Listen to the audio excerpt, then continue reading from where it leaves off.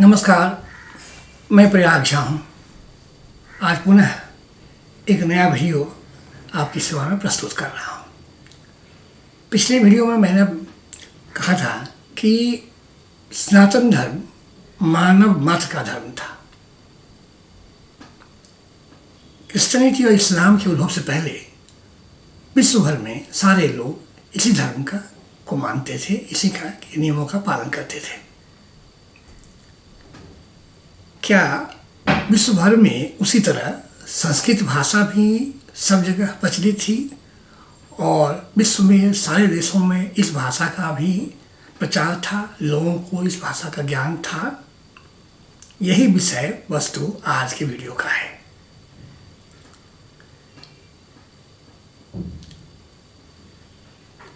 Book of genesis में ईसा मसीह ने कहा है, उसको इस तरह से कहा कि look behold people are one, they all have one language. इसका अर्थ ये है कि जब ईसा मसीह का उद्भव हुआ, जब उन्होंने धर्म का प्रतिपादन किया, तो उस समय विश्व में अनेक जगहों पर एक ही तरह की भाषा बोली जाती थी और लोग भी आपस में एक दूसरे से मिले हुए थे, एक ही तरह के लोग थे, एक ही तरह का धर्म का पालन करते थे। आधुनिक युग में इस विषय में बहुत शोध हुआ है, विशेषकर इंग्लैंड में कई विद्वानों ने पुस्तकें लिखी है। डोरसिया चैपलिन नाम की एक इतिहासकार ने बहुत रिसर्च करने के बाद एक पुस्तक लिखी जिसका नाम है मैटर, मिथ एंड स्पिरिट और केल्टिक हिंदू लिंक्स।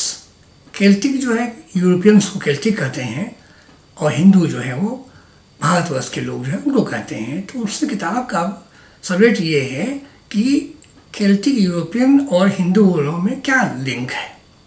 तो उन्होंने लिखा है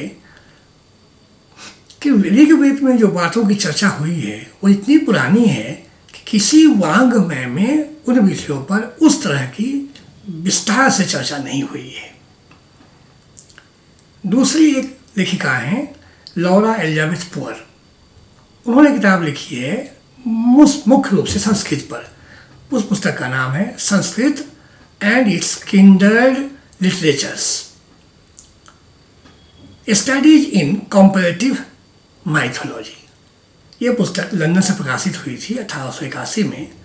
इस पुस्तक में उन्होंने लिखा है कि विश्व में जब अलग अलग देशों का जब हम अध्ययन करते हैं भाषा संस्कृति का, तब तो पता नहीं चलता, लेकिन जब कई देशों के विषय में एक बार अध्ययन करते हैं तो लगता है कि सारे के सारे देश के लोग एक दूसरे से संबंध में है, संपर्क में है, उनमें एक समानता है।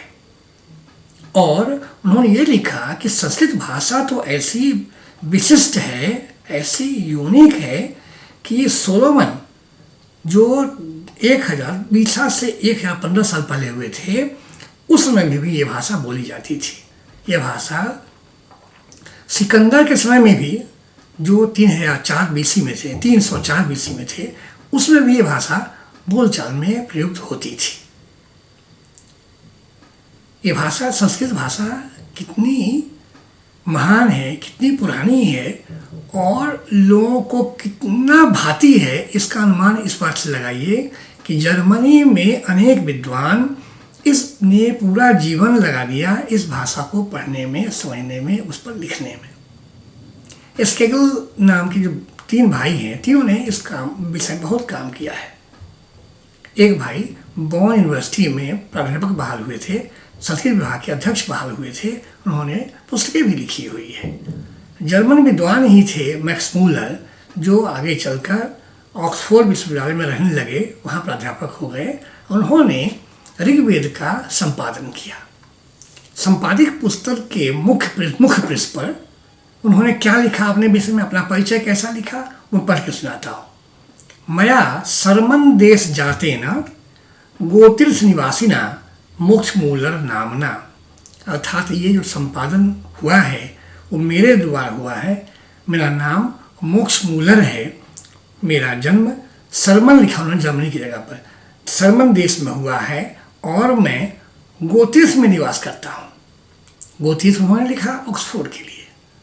किस तरह उन्होंने स्वेच्छापूर्वक अनेक शब्दों को, नामों को संस्कृत में लिखा, क्योंकि उनका पूरा विश्वास था कि पूर्व में, प्राचीन काल में इन सब देश और भाषाओं और वस्तुओं के नाम संस्कृत में ही थे, जो बाद में चलकर बदल दिए गए। तो ये कहने का अर्थ ये था कि जब लोगों ने, विद्वानों ने संस्कृत पर अध्ययन करना आरंभ किया तो उन्हें लगा कि ये तो भाषा बहुत ही विशिष्ट है, बहुत ही प्राचीन है और बहुत ही उत्कृष्ट है। उत्कृष्ट इसलिए कि नाम ही संस्कृत उसका है। उन्हें मालूम पड़ा कि ऋग्वेद तो बहुत ही पुराना है और ऋग्वेद से संबंधित शब्दों की व्युत्पत्ति लिखी थी यास्क ने। इस पुस्तक का नाम निरुक्त है और ये पुस्तक ईसा से 750 वर्ष पहले लिखी गई थी। भाषा का ज्ञान और लोगों को हो, इस विषय में पुस्तक लिखना आवश्यक था उन दिनों भी। और भाषा में विविधता और अस्थिरता को रोकने के लिए और इससे एक अस्थायी कलेवर देने के लिए पाणिनि ने अष्टाध्यायी ग्रंथ का निर्माण किया। तो 8 अध्यायों में है और जिसमें 4000 श्लोक हैं। इस तरह उन्होंने सारे नियमों को, शब्दों का प्रयोग किस तरह हो, सबका नियम उन्होंने उस पुस्तक में निश्चित कर दिया है। बाद में उस तरह की कोई पुस्तक संस्कृत भाषा में नहीं लिखी गई है और संक्षेप में कई लोगों ने उसको दूसरी किताबें लिखी है जो संक्षेप है, उसका लघु रूप में पुस्तक लिखी गई है। तो संस्कृत भाषा ईसा से 500 वर्ष पहले ही बिल्कुल स्थिर हो गई थी, उसका एक कलेवर निर्माण हो चुका था। तो फिर इतिहासकारों ने और इंग्लैंड के विद्वानों ने, यूरोपीय विद्वानों ने ये कहा कि संस्कृत भाषा को उनको ये मानने में सबसे पुरानी है और सबकी मदर लैंग्वेज है, ये कहने में थोड़ी असुविधा हुई थी। इन्होंने इसलिए कहा कि नहीं, भाषा का 2 रूप होगा, 2 सोर्स है, 2 स्रोत है। उसमें उसको उन्होंने कहा भारोपीय, भारोपीय मतलब भारतीय और यूरोपीय। तो उन्होंने कहा केंटुम भाषा मतलब एक ग्रुप हुआ, समूह हुआ जिसमें यूरोपियन भाषाएं आती है और सतम बोलते हैं जिसमें भारत और एशिया की भाषाएं आती है। लेकिन लगता है कि ये जो विभाजन हुआ यह समुचित नहीं है, इसका कोई प्रामाणिक आधार नहीं है।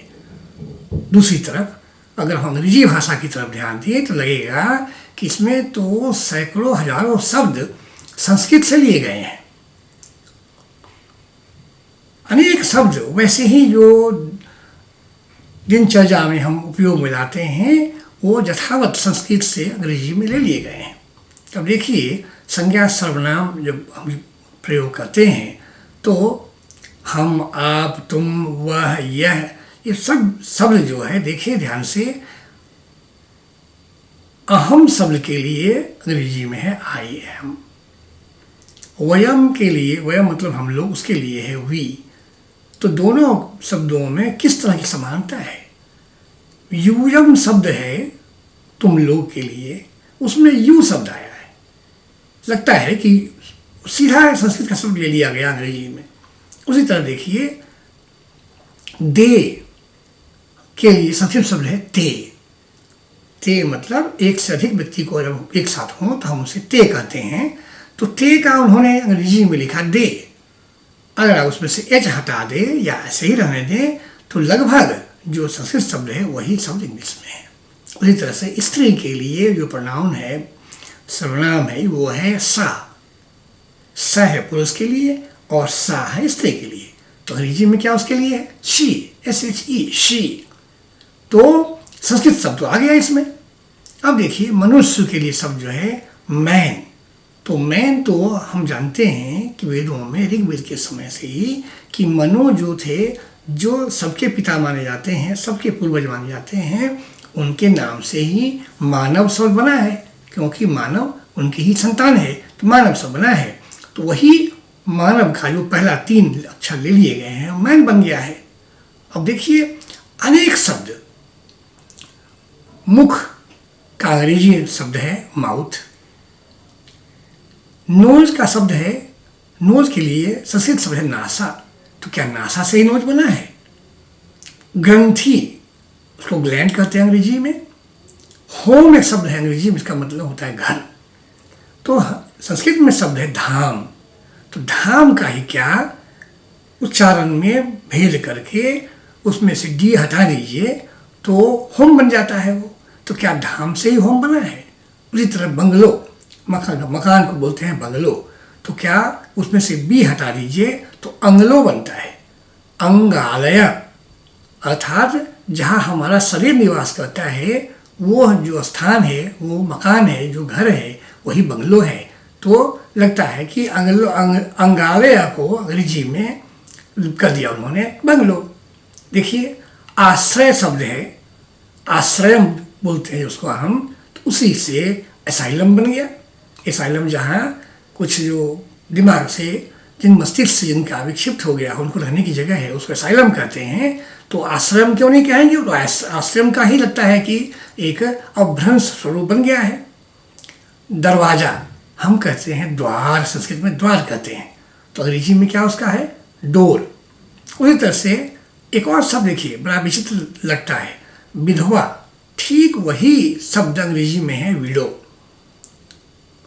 विडो और विधवा आप बोलें उसमें बहुत कम फर्क है, भेद नहीं है उसमें, लेकिन अंग्रेजी में उनको विदुर शब्द बनाने के लिए कोई रास्ता नहीं दिखा, उन्होंने विडोवर बना दिया।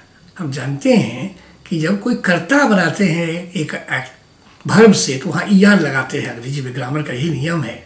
जैसे वर्क से वर्कर, मर्डर से मर्डरर, किल से किलर, तो विडोवर का मतलब हो गया जो किसी स्त्री को विडो बना दे। तो क्या ये शब्द सही है? ये शब्द सही नहीं है। ये विदुर शब्द जो था संस्कृत का, वही समीचीन था। अंग्रेजी में उन्होंने ग्रामर का उपयोग तो किया, लेकिन उसका जो शब्द बना, उस शब्द का अर्थ बिल्कुल ही भयानक अर्थ निकला। ऐसा पुरुष जिसकी स्त्री मर गई हो, उसका ये अर्थ नहीं होता है विडोर का। विडोर का शाब्दिक अर्थ ये होता है कि जिसने किसी स्त्री के पति को मार दिया हो, वो विडोवर होता है, वीडियो बनाने वाला हो गया हो। देखिए रोम हम लिखते हैं रोमिंग, घूमते फिरते हैं अनावश्यक रूप से, ROM हम लिखते हैं। संस्कृत का शब्द तो रमन है, रम मतलब होता है रमन, उसी से रमणीय, उसी से रोमानिया, ये सब शब्द बना हुआ है। तुमुल शब्द का उपयोग भगवद गीता में पहले अध्याय में ही हुआ है। अंग्रेजी में हम कहते हैं तुमुल्ट, जहाँ कोई बहुत कोलाहल हो रहा हो तो हम कहते हैं कि तुमुल्ट हो गया है, तो वही तुमुल शब्द है संस्कृत का, बिल्कुल वही शब्द। देखिए पसीने को हम कहते हैं स्वेद, संस्कृत में शब्द का है स्वेद, अंग्रेजी में है स्वेट। केवल फर्क ये है कि दौ की जगह टॉ आ गया है वहाँ। अग्नि के लिए इग्निशन, मिलता जुलता शब्द। वाटर के लिए वारी, वारी सब संस्कृत का है, इंग्लिश में वारी कहते हैं। आदर एक शब्द है संस्कृत में, अंग्रेजी में शब्द है अडोर। उसी तरह से रेज, क्रोध जब आता है, रोड पर झगड़ा कहते हैं लोग, रेज में, एंगर में, क्रोध में, और रेज कहते हैं उसको। हिंदी में, संस्कृत में वो शब्द है राग। प्रचारक जो शब्द है, उसके लिए ही क्रिश्चियनिटी में शब्द आ गया प्रीचर। अब देखिए वही शब्द ले लिया गया है। डायोसिस एक शब्द है अंग्रेजी में, जो चर्च में उसका उपयोग होता है। देवाशीष शब्द जो अंग्रेजी का है, जो देवताओं की आराधना करते हैं, जिस पर देवता प्रसन्न होते हैं, ऐसे व्यक्ति को हम देवाशीष कहते हैं, वही उन्होंने डायोसिस कर दिया। अब ये सोचिए कि चर्च शब्द का ही निर्माण कैसे हुआ। लगता है कि इसका निर्माण संस्कृत के चर्चा शब्द से हुआ। चर्च में धार्मिक चर्चा होती है, तो चर्चा से ही चर्च का शब्द निर्माण हुआ है, तो इसका जो मूल हो गया चर्च का, संस्कृत हो गया। उसी तरह से देखें आप, ऊपर अपर बोलते हैं उसको, मीडियम, माध्यम को मीडियम कहते हैं अंग्रेजी में हम। एक और शब्द है मिसलेनियस, कोई अच्छा शब्द नहीं अंग्रेजी में मिला इनको उन्होंने, तो मिश्रित को उन्होंने मिसलेनियस कह दिया। एक और खेल कूद के लिए हम लिखते हैं स्पोर्ट्स, संस्कृत में शब्द है स्पर्धा। अब देखिए स्पर्धा के उच्चारण में और स्पोर्ट्स में बिल्कुल भी कोई फर्क नहीं दिखता है। स्पर्धा ज़्यादा रिफाइंड है, ज़्यादा संस्कृत शब्द है, ज़्यादा वो परिष्कृत है। उसी तरह से अर्षवर्धमान जो खेलकूद में हिस्सा लेते हैं वो अर्षवर्धमान बुलाते हैं उनको हम, तो ये स्पोर्ट्समैन हो गया। एक शब्द है ऑल, इसका मतलब सब कुछ। अब जब देखिए संस्कृत पढ़िए आप कभी भी, इति अलम अंत में लिखा जाता है, इति अलम अ लॉ अनुस्वार देते हैं क्योंकि वो न्यूट्रल जेंडर का होता है, इसलिए अलम कहते हैं, लेकिन अल शब्द है उसमें। इति अलम मतलब अब समाप्त हो गया, इतना ही कहना था, दैट इज ऑल, ऐसा भी बोलते हैं। तो ऑल शब्द जो है अल से लिया हुआ है। प्रसीद प्रसीद, ऐसा हम भगवान से प्रार्थना करते हैं, प्रसीद कहते हैं बार बार, प्रसीद प्रसीद। तो इस तरह जो है प्लीज शब्द बना है, प्लीज। एक और देखिए आप, डिसिपल, डिसिपल शब्द है जो प्यूपिल के लिए, विद्यार्थी के लिए डिसिपल है। तो क्या दीक्षा, जो शिक्षा प्राप्त करता है उसको दीक्षा प्राप्त करने को दीक्षपाल बोल सकते हैं क्या हम? तो क्या वही शब्द तो नहीं लिया डिसिपल में? स्लीप, स्वपिति शब्द संस्कृत में है, स्लीप कहते हैं। ब्रह्मा जी के लिए उन्हें शब्द नहीं मिला अंग्रेजी में, उन्हें ब्रह्मा ही शब्द ले लिया, लेकिन थोड़ा फल तो होना चाहिए, दिखना चाहिए सुनने में, बोलने में, उन्हें अब्राहम कर दिया उसे, ये हटा दीजिए तो ब्रह्मा हो गया। इस्लाम में भी वही समस्या आ गई, ब्रह्मा जी को क्या छोड़ कैसे रख सकते हैं, वो तो क्रिएटर हैं यूनिवर्स के, तो उनका भूल नहीं सकते उनको हम, तो उन्होंने ब्रह्मा की जगह पर इब्राहिम कर दिया। इस तरह आप देखेंगे कि संस्कृत के ग्रामर भी और संस्कृत के शब्द भी अंग्रेजी में जैसे के तैसे ले लिए गए। अब देखिए संस्कृत में हम लोग कोई चीज़ को, जैसे गुरु कोई बोलते, गुरु मतलब भारी कोई चीज़ हो तो गुरु कहेंगे उसको, ज़्यादा भारी है तो गुरुतर कहेंगे, और ज़्यादा भारी तो गुरुतम कहेंगे हम। यही तरतम से हम लोग बनाते हैं सुपरलेटिव, और जो होता है पॉजिटिव, कंपैरेटिव, सुपरलेटिव। यही ग्रामर का नियम उन्होंने ले लिया है ब्राइट, ब्राइटर, ब्राइटर का ब्राइटेस्ट करने में। तो संस्कृत का ग्रामर भी अंग्रेजी में उपयोग में आने लगा है। तो अगर इस तरह हम ध्यान से देखें अंग्रेजी के शब्दों को तो लगेगा कि अधिकांश शब्द, अनेक शब्द संस्कृत से लिए गए हैं।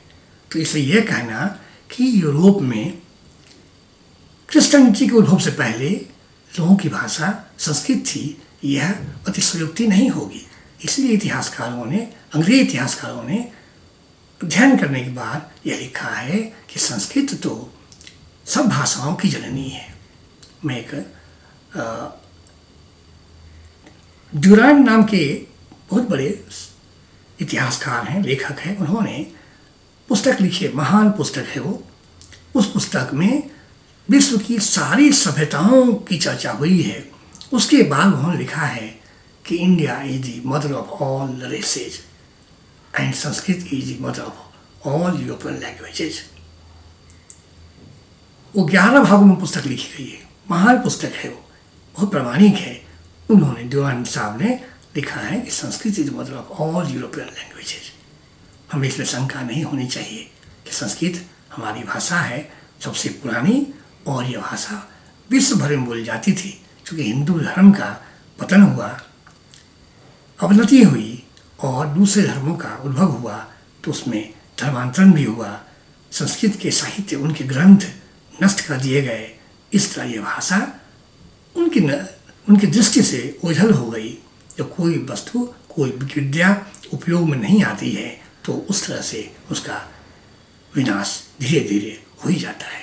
तो यही हुआ है संस्कृत के साथ, यही हुआ है सनातन धर्म के साथ। जो विश्व का धर्म था, मानव मत का धर्म था, वो सिमट कर एक देश का धर्म बच गया है। थोड़ी चर्चा मैं करूँगा इस पर कि जो भारत की संस्कृति थी वो अनेक देशों में फैली थी। उसका छोटा उदाहरण देता हूँ मैं। जैसे वियतनाम का नाम चंपा था पहले, कंबोडिया का नाम कंबोज था। चाइना का जब विकास हुआ, शक्तिशाली बना जब चाइना, तो उन्होंने उन देशों पर प्रभाव डालना शुरू किया। वियतनाम और कंबोडिया आसपास होने से युद्ध होता रहता था। एक बार चंपा देश के राजा ने कंबोज की राजधानी पर आक्रमण कर दिया और युद्ध में कंबोज के राजा मार दिए गए। तो उनकी रानी और राजकुमार दोनों ही भाग निकले समुद्र मार्ग से और जाते जाते हुए पहुंच गए मेक्सिको। वहाँ उन्होंने पुनः एक राज्य की स्थापना की, एक हिंदू राज्य की स्थापना की थी। उसके बाद से चूँकि इस्लाम का उद्भव हुआ, इस्लाम का प्रचार होने लगा और उनके अनुयायी थे, उन्होंने जोर जबरदस्ती करके धर्मांतरण कराया, आक्रमण किया उन देशों पर असम में, ये सब घटना लगभग 16वीं सेंचुरी में हुई है, बहुत पुरानी घटना नहीं है। कुछ छोटी चर्चा जापान के विषय में भी। जापान के लोग अपने को निप्पॉन कहते हैं, तो निप्पॉन शब्द जो है वो तो बिल्कुल वेद का शब्द है, संस्कृत का शब्द है निपुण। निपुण जो हम लिखते हैं वही शब्द है निपुण। और निपुण शब्द का अर्थ क्या होता है? डेक्सटेरस, मतलब स्किल्ड अर्थात दक्ष। जो व्यक्ति बहुत दक्ष हो किसी विषय में, किसी सब्जेक्ट में, किसी कला में, उसको हम कहते हैं निपुण। तो जापान के लोग आप सब जानते हैं कि इंजीनियरिंग में और आंतरिकी में बहुत प्रवीण होते हैं और बहुत दक्ष होते हैं, इसलिए अपने को जापानी लोग निपुण कहते हैं। निपुण का ही शब्द जो है थोड़ा भ्रंश हुआ है, निपुण है वो। अब देखिए एक और बात, संस्कृत कैसी है, सब जगह वर्तमान थी। जापान के कोई भी राजा बनते हैं उनको हिरोहितो कहा जाता है। हिरोहितो का मतलब क्या होता है? हिरोहितो जो है शब्द जापानी भाषा में 100 की जगह ह का उच्चारण होता है। तो हिरोहितो शब्द कैसे बना? लगता है कि संस्कृत शब्द से बना हो। संस्कृत क्या शब्द? 2 शब्दों से, सुर सुत।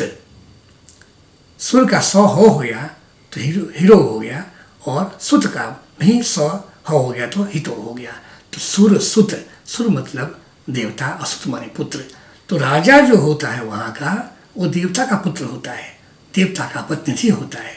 ये परंपरा वैदिक परंपरा थी कि राजा को देवता का प्रतिनिधि मानते थे, विष्णु का ही प्रतिनिधि मानते थे उनको हम, क्योंकि राजा जो होता है वो प्रजा का पालक होता है, प्रजा के लिए पिता के समान होता है। जैसे भगवान विष्णु जनार्दन हम लोगों के पिता के समान है, वैसे इसलिए वहाँ के राजा को हिरोहितो कहा जाता है, क्योंकि वह प्रजा के लिए पिता के समान है। तो ये जो परंपरा है वो भी, और शब्द है ये भी दोनों संस्कृत से आए हुए हैं और वैदिक धर्म से आए हुए हैं। एक और उसका अर्थ हो सकता है सूर्य सुत में, सूर्य सुत भी कह सकते हैं उनको आप, क्योंकि सूर्य सुत इसलिए ज़्यादा लगता है समीचीन, क्योंकि उनका जो झंडा है, उनका जो पताका है देश का, वह श्वेत वर्ण का है, उसमें बीच में केंद्र में राइजिंग सन, उदयमान सूर्य का चित्र है जो लाल रंग में है। तो उसके विषय में ये भी ऐसा भी लिखा है विद्वानों ने कि जापान के राजा हैं जो हिरोहितो, वहाँ यह मान्यता है कि वो जो है वो सोलर रेस के हैं, सूर्यवंशी राम हुआ कर, राम थे, सूर्यवंशी राम थे, और उनके अनेक राजा दशरथ या उनके पिता ग्रैंडफादर जो थे वो अज, ये सब सूर्यवंशी थे। लेकिन उसी में एक राजा इतने महान हुए रघु कि रघुकुल भी कहा जाने लगा इस वंश को। तो ये सूर्य कुल जो था वो रघुकुल भी है। तो जापान के लोग जो है वो सूर्य राजा जो है वो सूर्य के अपने को समझते हैं। तो वैवस्वत जो मनु थे वो पहले राजा थे, जो मनु उसके सबसे पिता जो है पहला मनु थे, तो मनु को वैवस्वत भी कहा जाता है। तो वहाँ से लेके परंपरा चली आ रही है। तो जापान में राजा अपने को सूर्य वंश का मानते हैं और भगवान का प्रतिनिधि अपने को समझते हैं। तो वहाँ के लोग भी जापान में राजा का बहुत आदर करते हैं, इतना अधिक कि वहाँ परंपरा है कि राजा के समक्ष अगर कोई व्यक्ति जाता है तो उनकी आंखों में नहीं देखता है। वो कितना भी बड़ा अधिकारी हो, मंत्री हो, प्रधानमंत्री हो, वह सिर नीचे झुका कर रखता है, भूमि को देखता है, राजा की आंखों में आंख डाल कर वह नहीं देखता है। ये परंपरा है। ये परंपरा उसी बात का प्रमाण है कि जब भगवान सामने होते हैं तो उनकी आंखों में वो तीव्रता होती है, उनके शरीर से और मुखमंडल से ऐसी आभा निकलती है कि लोग उनके मुख को की तरफ नहीं देख पाते हैं, नीचे से झुका लेते हैं आँखों को अपना। ये परंपरा मानी जाती है। जापान में कुछ और परंपराएं हैं जिनका मैं संक्षिप्त में विवरण करता हूँ, जो आपको लगेगा कि हिंदुस्तान की सभ्यता से कितना मिलता जुलता है वहाँ का जीवन।